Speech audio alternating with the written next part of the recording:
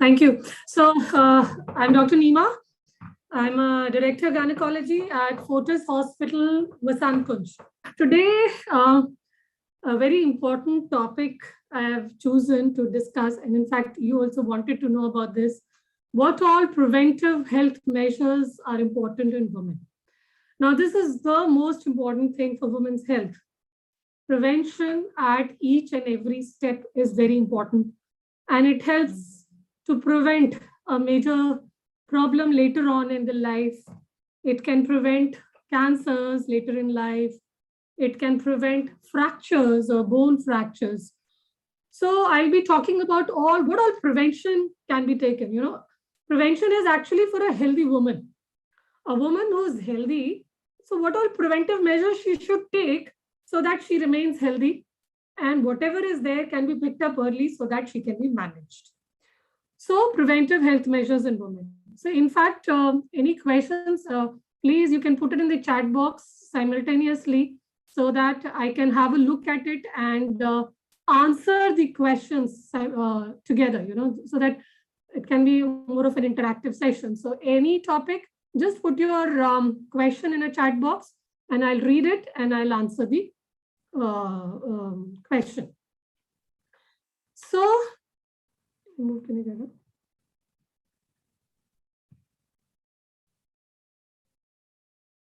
So this prevention starts right from the beginning. It starts from childhood, it starts from adolescent age group, it is before planning pregnancy, during pregnancy.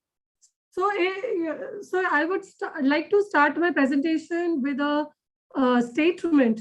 The greatest gift to man is woman, but the greatest gift to woman is herself. So this is very important day, and Women's Day is coming on 8th of March. So again, this topic becomes very relevant. So what is World Health Organization has said, the women's health is a state of complete physical, mental, and social well-being, and not merely the absence of disease or infirmity. So it is not just physical health, it is also mental health and social well-being, which is very, very important.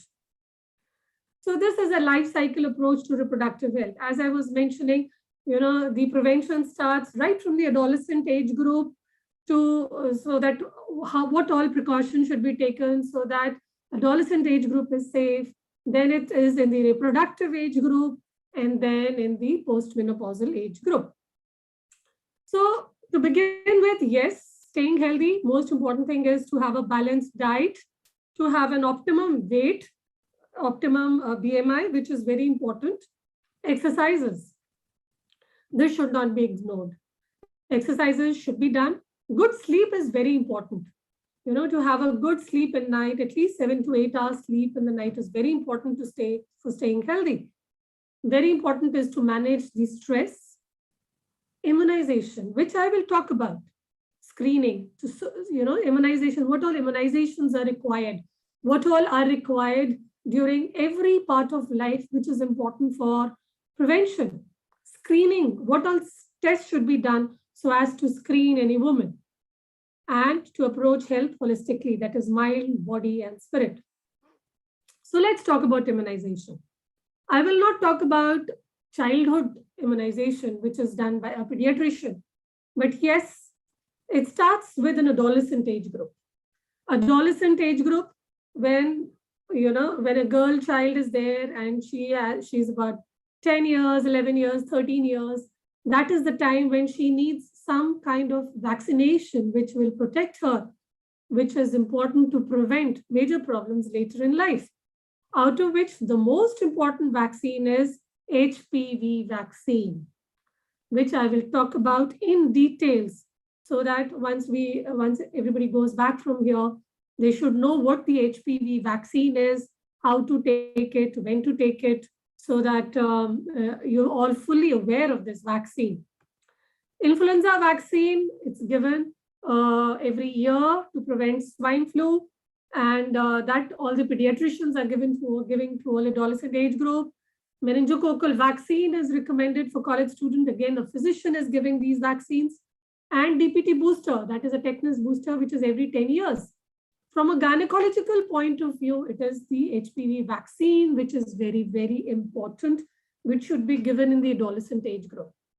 Now, before I talk about vaccine, I want to tell you what is this virus called HPV.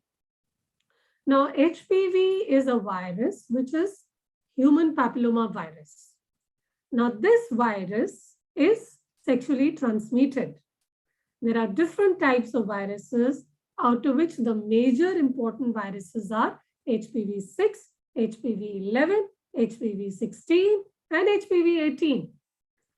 Now, you have to understand that this virus is sexually transmitted. If any woman gets this virus, it stays in the body for a very long time.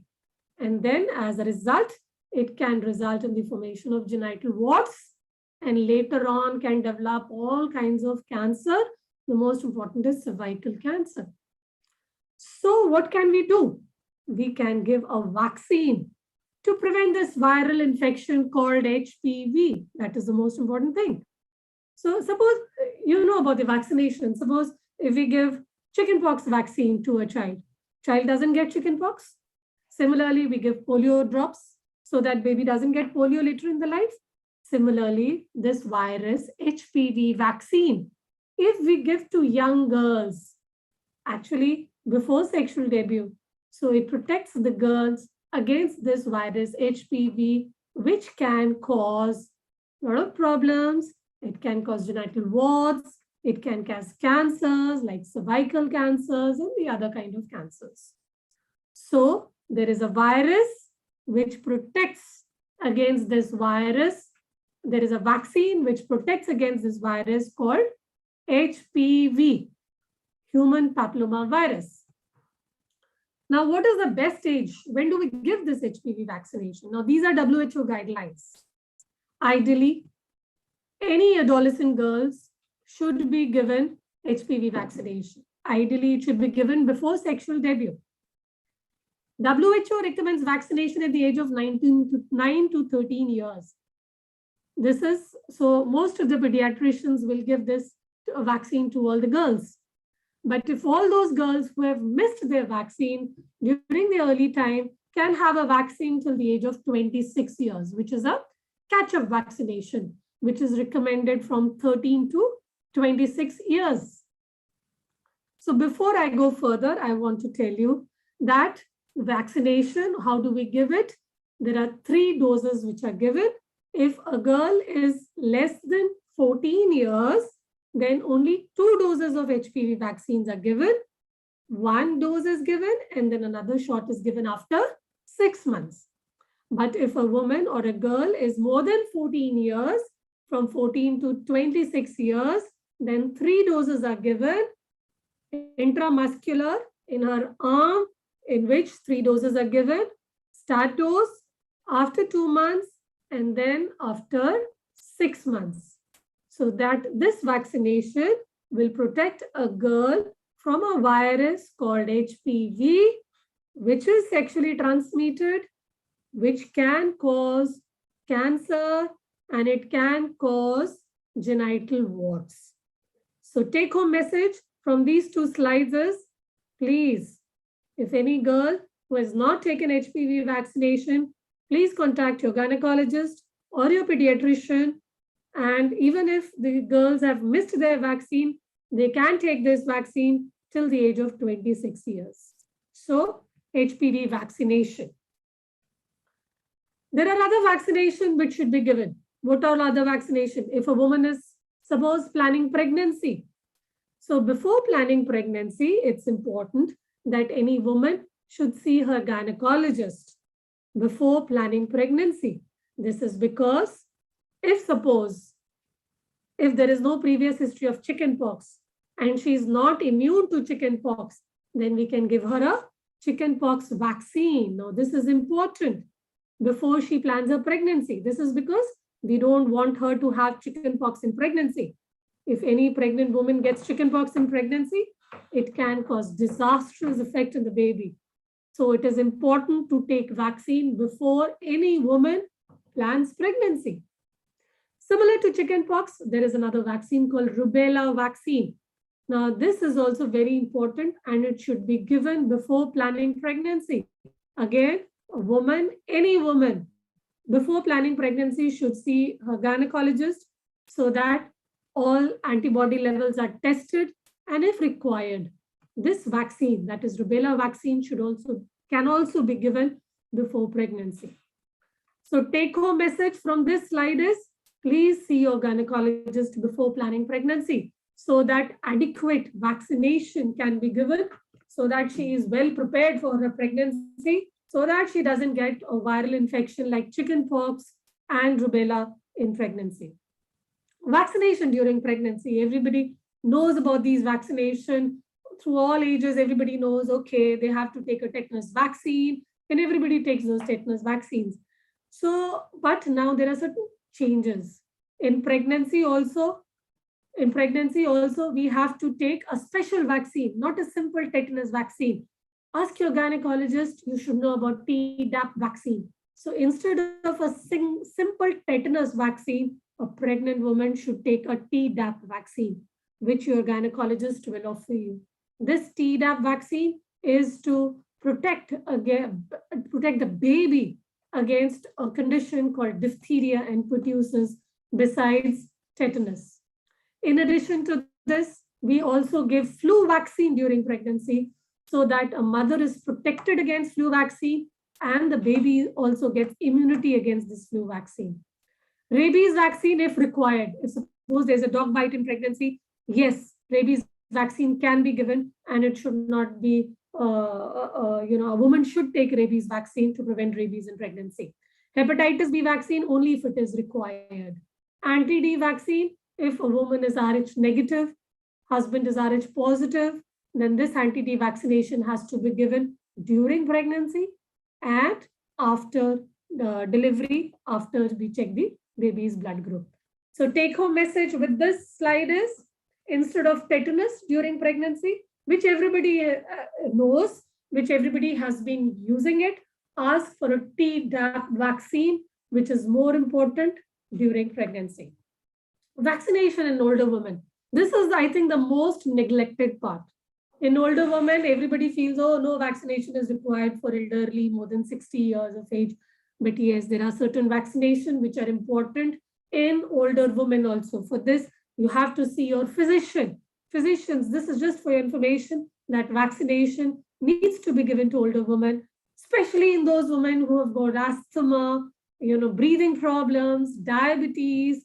The most important vaccine is a pneumococcal vaccine to be given in adults more than 65 years of age. And there's another herpes zoster vaccine, which should also be given in older women. So older women also needs vaccination to protect against so many problems. So till now, I've spoken about vaccination. Vaccination in adolescent age group to prevent cancer cervix, to prevent genital warts, vaccination before planning pregnancy, which is very important to have a healthy pregnancy outcome. Vaccination during pregnancy, again, very important thing, so that, so that mother is fit, baby is fit. Vaccination in the older age group. So this is all about prevention. Now I will talk about screening. Screening is another very important part in women's reproductive life. As I told you about the HPV vaccine. HPV vaccine protects against a virus called HPV. It is good to take this vaccine to prevent against this virus.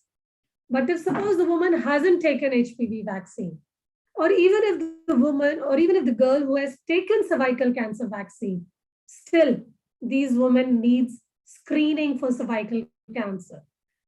How is the screening done? Screening is done by a very simple test called Pap smear. Pap smear is a test which every woman should do it every 3 years. It should be done. It's for prevention. It's not that the woman has any problem, then she should go for Pap smear. Every woman, irrespective of any problem, should do this Pap smear every 3 years. This slide shows how bad the cervical cancer is. Cervical cancer, the incidence in India is very high. The death rates because of the cervical cancer is very high. And women who die due to cervical cancer in the world is in India. So cervical cancer is very common in India. And the problem is, this is the only cancer which is preventable. I mean, we all can prevent the cervical cancer by giving a vaccine called HPV, which I just mentioned, and by doing pap smear, the pap test, which every woman should do every 3 years. By doing pap smear, we can pick up before it becomes cancer, so that we can treat any woman before it becomes cancerous, so that the treatment can be given and the woman doesn't develop cancer. So this is the only cancer you can prevent it. How can you prevent this cervical cancer? By taking vaccine, that is HPV vaccine. And second is by doing regular pap smears every 3 years. So this is just to tell you how it happens, the cervical cancer. As I told you, the virus infection happens. This is the HPV infection which happens. Now we can prevent here only by taking a vaccine. If we take a vaccine here, we will prevent all these girls to get HPV vaccine. But if suppose the vaccine is not taken and this HPV vaccine stays, it can develop into CIN1. Now this can be picked up on pap smear. If we treat here, we can prevent this cancer. So we can prevent cancer by picking up early stages, by picking in the pre-cancerous stages, so that we can treat here and the woman doesn't develop invasive cancer. And it takes a long time. It's not that cervical cancer happens in a year or months. It takes almost 10 years, 20 years to develop into a cancer. So again, this slide is very important. HPV infection can be prevented if we give HPV vaccine. And these low-grade lesions can be picked up on pap smear.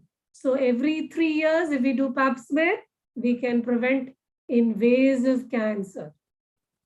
So take-home message, cervical cancer is the only cancer which is 100% preventable by just taking a vaccine and by doing regular pap smear.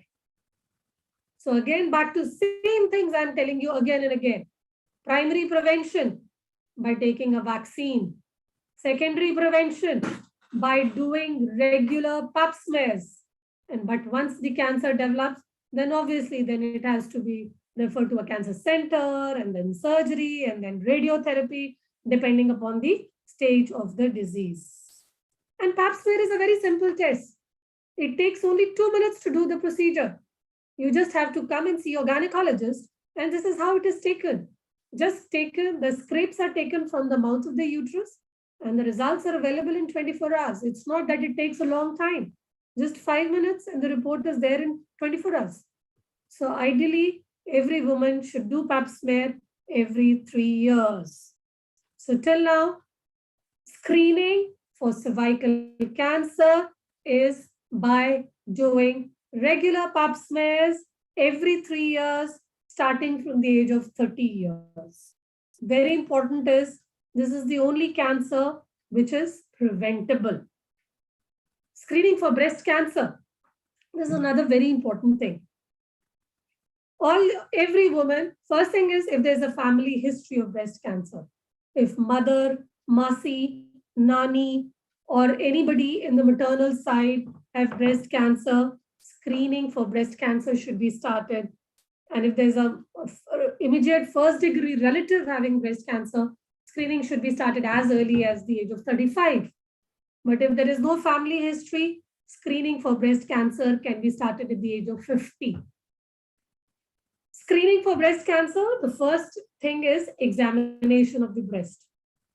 Every woman should examine the breast. Every woman should examine her breast just after periods. When the breasts are soft, doesn't hurt, examine, stand in front of the mirror, look at the breast, look if any skin is going in or if any skin is coming out, any lump, examine with the flat of the hand. Start from one side, and if you feel any lump, please see a gynecologist. So that is by self-examination. Then how do we screen is, we also examine, but in addition to that, we may have to do a mammogram. Mammogram is it's done like this. It's a special X-ray where the breasts are screened for any abnormality, and it picks up any abnormality. If there is any abnormality on the mammogram, then the patient is referred to a breast surgeon so that the treatment can be started as early as possible. So this is just to tell if there is a family history of breast cancer. If there is a family history, and if there are two or more than two relatives have breast cancer on the maternal side, it's very important to have a genetic evaluation to do for testing like BRCA testing to identify the risk, you having risk of breast cancer, so that proper screening can be started as early as possible and it can be picked up as early as possible. Screening for osteoporosis. This is another very important thing. What is osteoporosis? The bones are weak. When does it happen? It happens in older women. It starts, after the age of 60, 65. You must have seen older women having pain, having fractures. Even at slight fall, they'll have a fracture. Why it happens? It is because of osteoporosis. This is because the bones get very weak. The bones are weak because of the deficiency of the hormones, because of menopause. Menopause is when the woman stops having her periods. So when the woman stops having her periods, the bones doesn't get enough hormones. So as a result, they become weak.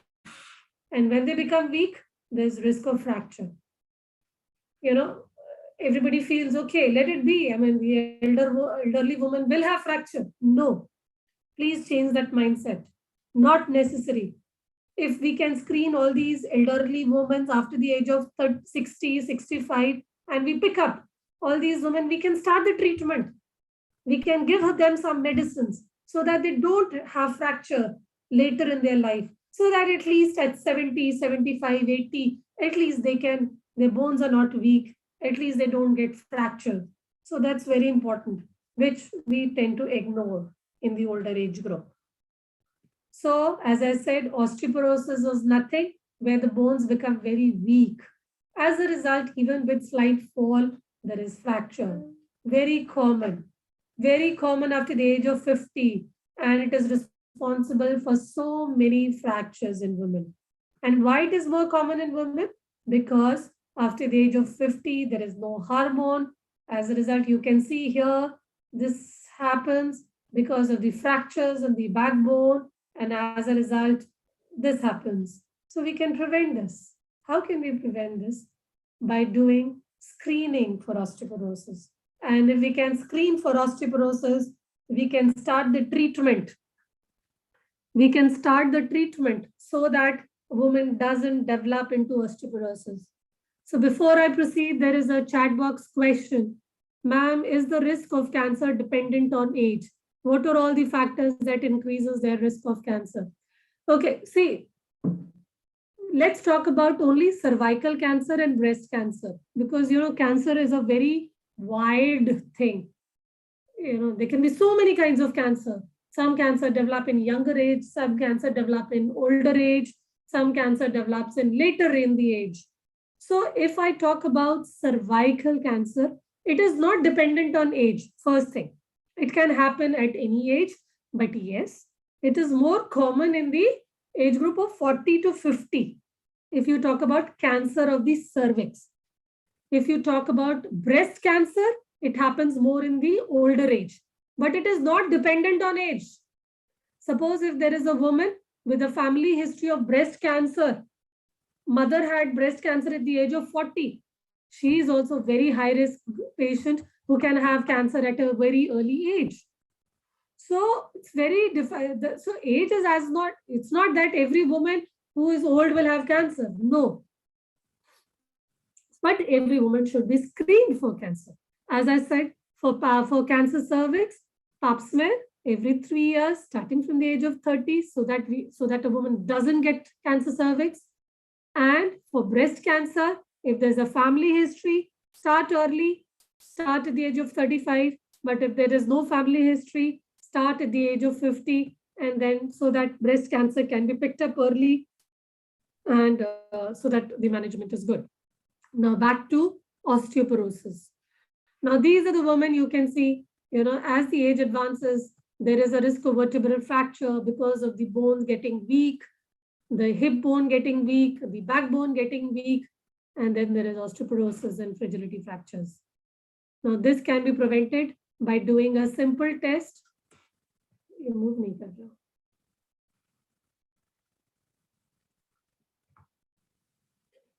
So this can be prevented by doing a simple test like bone DEXA. Bone DEXA is a test where we can check for how strong the bones are. Because any woman who is postmenopausal needs calcium. Very important for her bone health. So before that, I would like to tell any woman who is postmenopausal should take care of. Postmenopausal means a woman who stops having her periods. That is the time when there is deficiency of hormones. So that is the time when the bones get weak.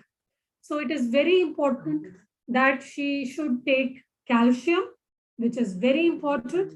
The requirement of calcium in her postmenopausal woman is about 1 gram, and usually the diet is not that sufficient. So she should take calcium supplements so as to have good bone health.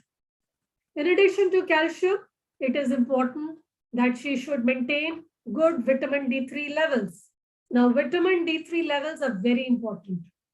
If a woman is deficient in vitamin D3, it is important that she should take vitamin D3 supplements. She should take vitamin D3 supplements.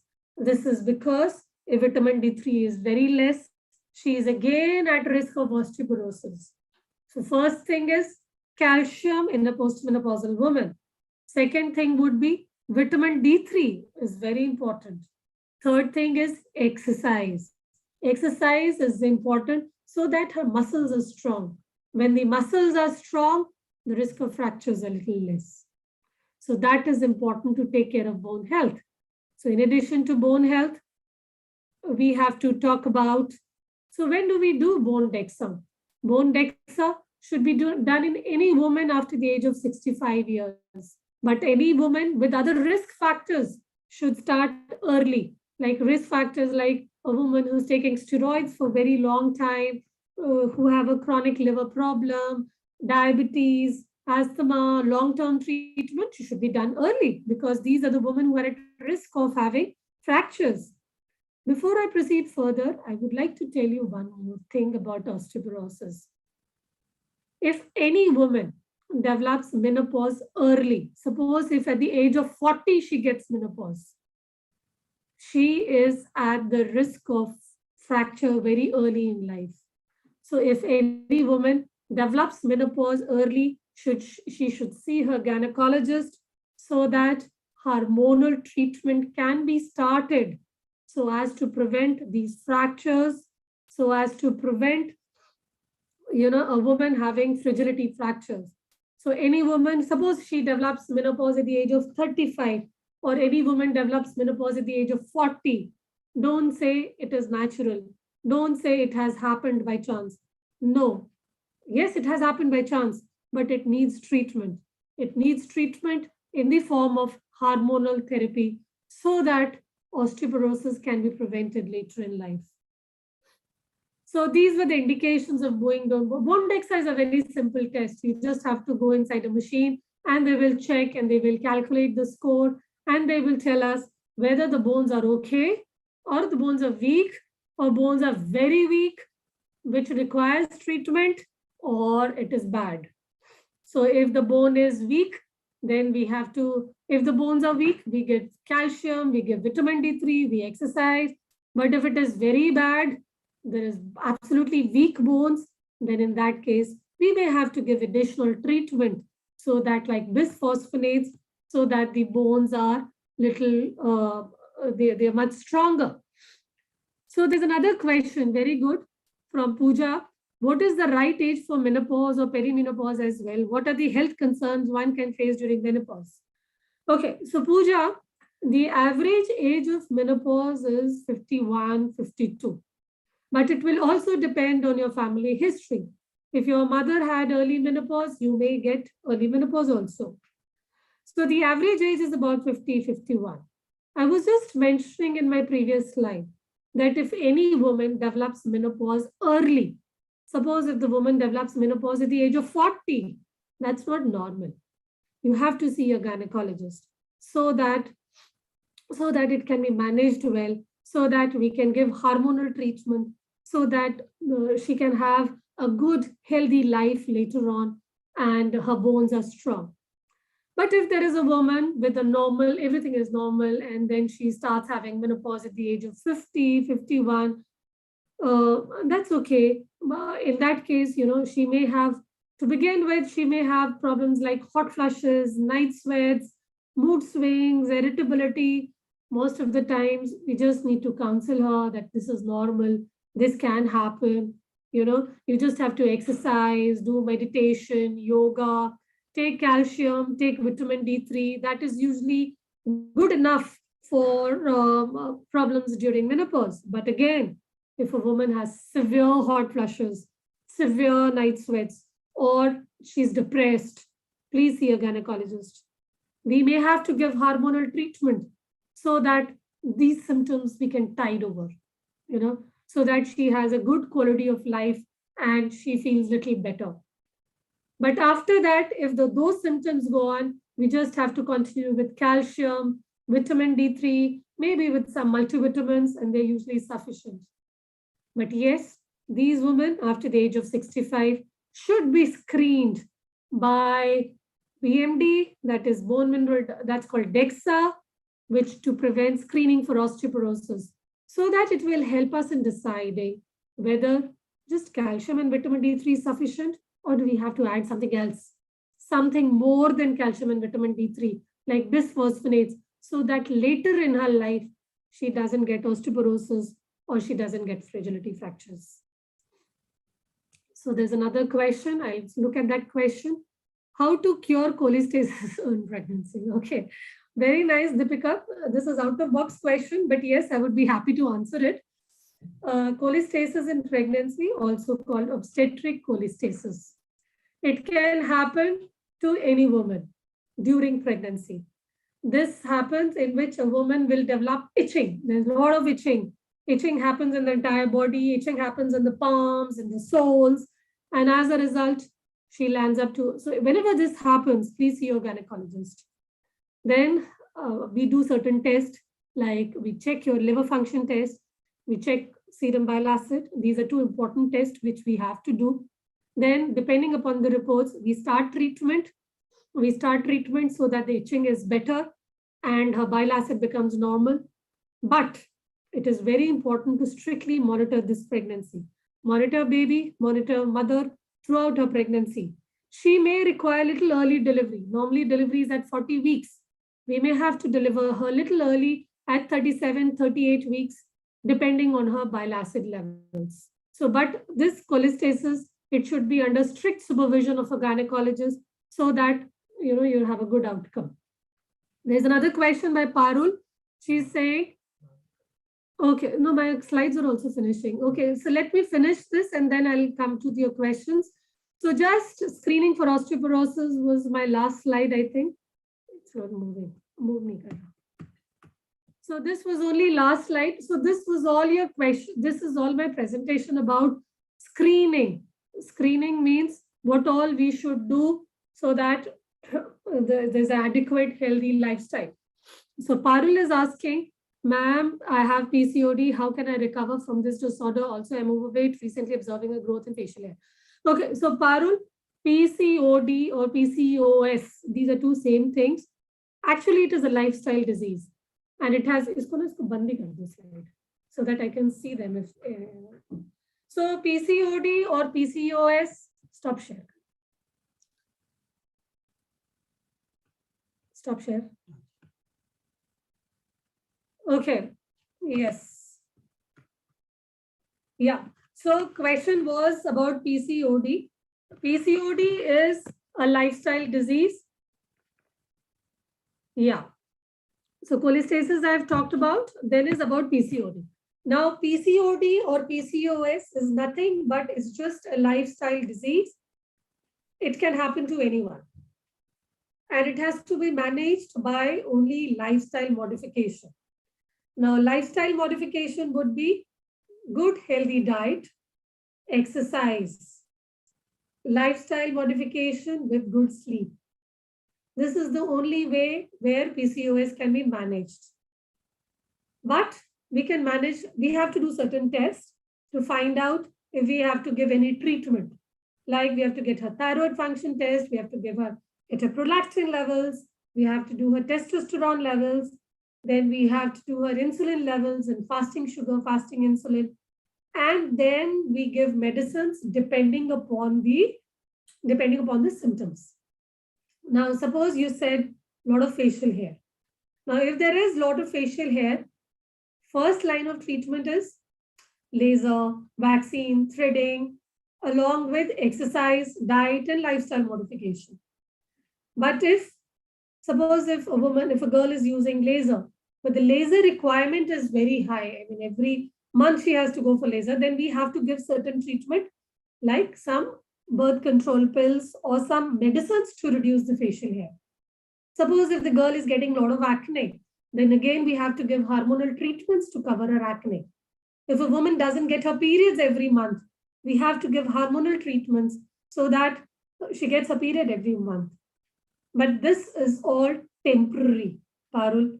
There is no permanent solution for this. You take hormonal treatment, everything is good.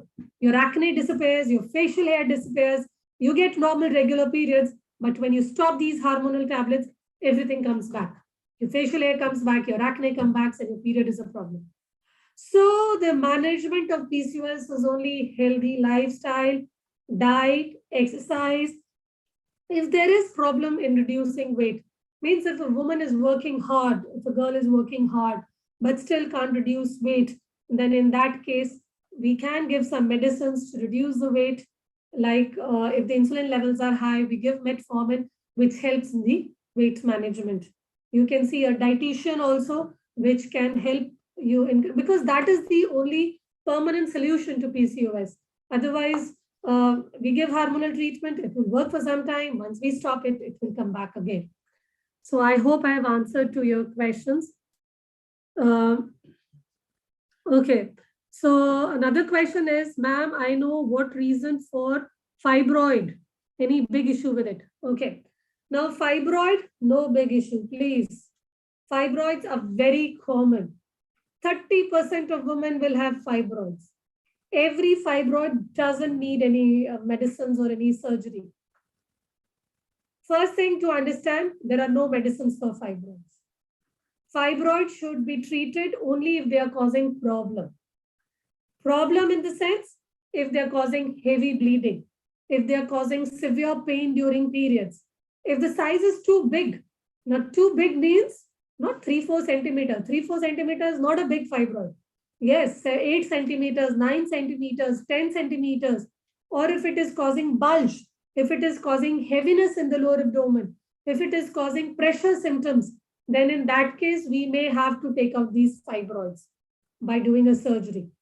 But otherwise, it's not a big deal. It is very common, and we don't have to do anything for fibroids if they are not causing any problem. Yes, annual checkups, regular screening is important to see if they are not rapidly increasing in size. Okay, so fibroid is not a big issue at all. What preventive measures should a woman take for the menopause? Any particular diet? Menopause is when a woman stops having her periods. No periods for 1 year is called menopause. सबसे important is diet. Diet should be good, healthy diet, more of protein diet, less of carbohydrate diet. Regular screening for diabetes, screening for cholesterol levels is important. Screening for cardiac issues, screening for blood pressure. So that's important. From gynecological point of view, pap smear, as I mentioned, should be done every 3 years.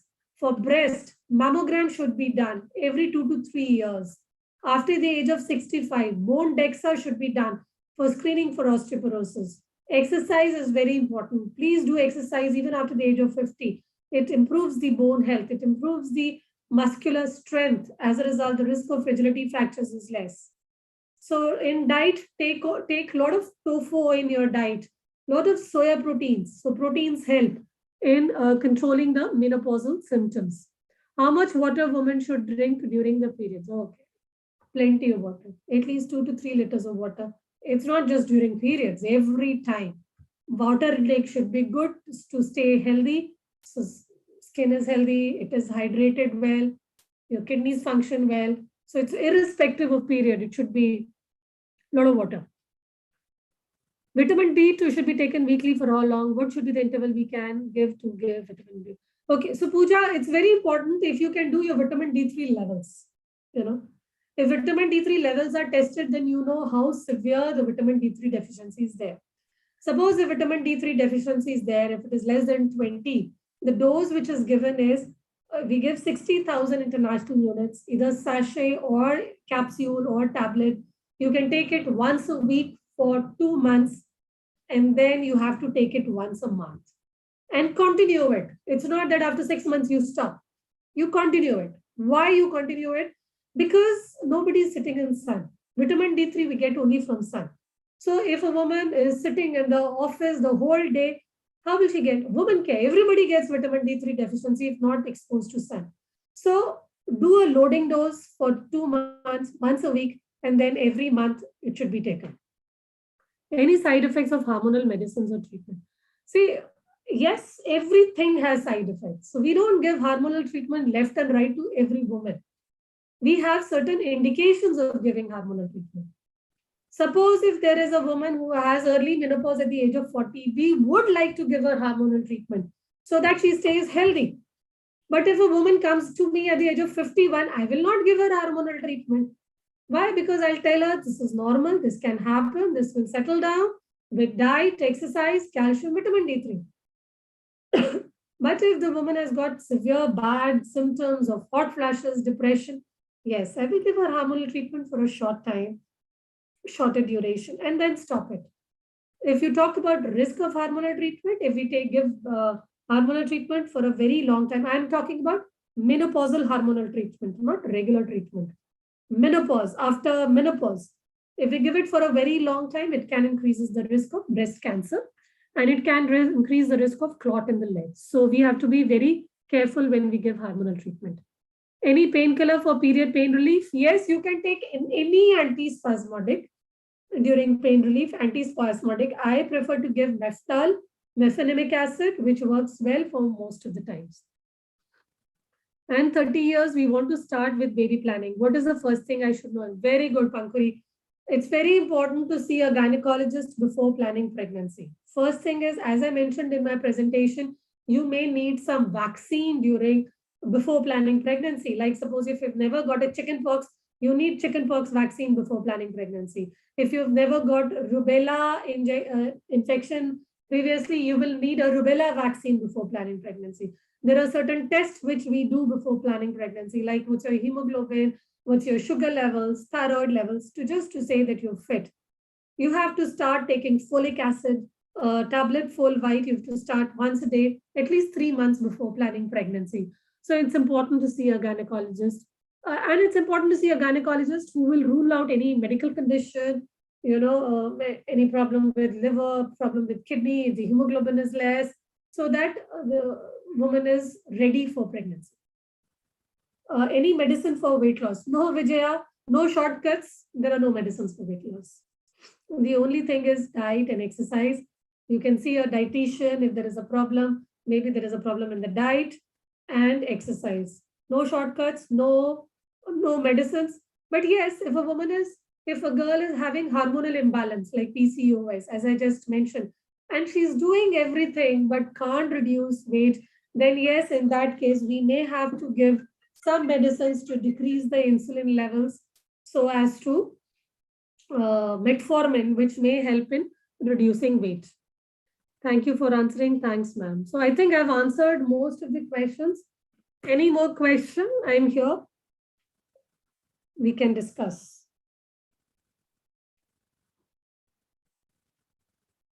So I hope it has helped you. And the take-home message for every woman here is take HPV vaccine if not taken. Give your young girls at home HPV vaccine.